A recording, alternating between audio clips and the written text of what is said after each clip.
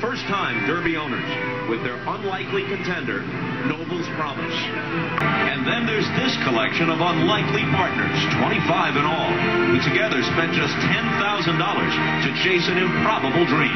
And by the Cowboys, but with a bit of luck, they can find the winner's circle on racing's biggest day. Just ask the 25 owners of Noble's Promise. In Kentucky, there are places where dreams are born, then bought. Then again, thoroughbreds sold for $10,000 don't come with the greatest of expectations. It's more than an investment.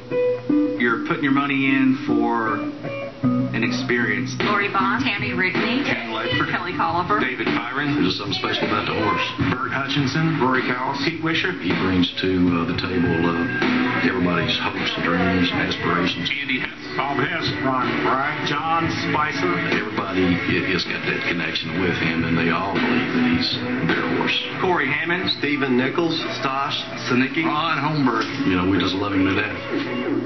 They call horse racing the sport of kings, but today the Noble's Promise owner's box is filled with working class royalty. A mailman, the owner of a printing business, an Iraq War veteran, 25 friends in all who call themselves the Chasing Dreams Racing Stable.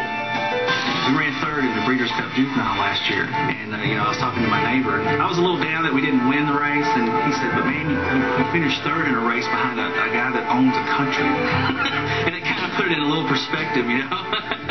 You're a mailman from Nicholasville, Kentucky, and you finished third, a half a length behind a guy that owns a country. So When we go to these tracks, we're kind of like the people you don't want showing up at your party, because we really don't belong here. 3 years after pooling $10,000 to take a chance on a horse, they find themselves at Churchill Downs. 25 regular folks trying to convince themselves they're not dreaming. Usually I'm working at the Derby. I'm in the National Guard here in Kentucky. I'm an MP. My whole unit will be out there working the Derby. And so instead of me having to work in the infield, I'm going to be cheering for my horse run in the Kentucky Derby. And that's going to be amazing. Just a little horse.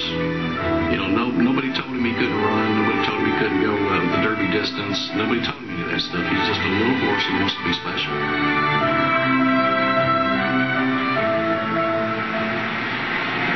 And there they are in the stands awaiting the Kentucky Derby. This is a great story. One of them, John Spicer, is a mailman in my zip code.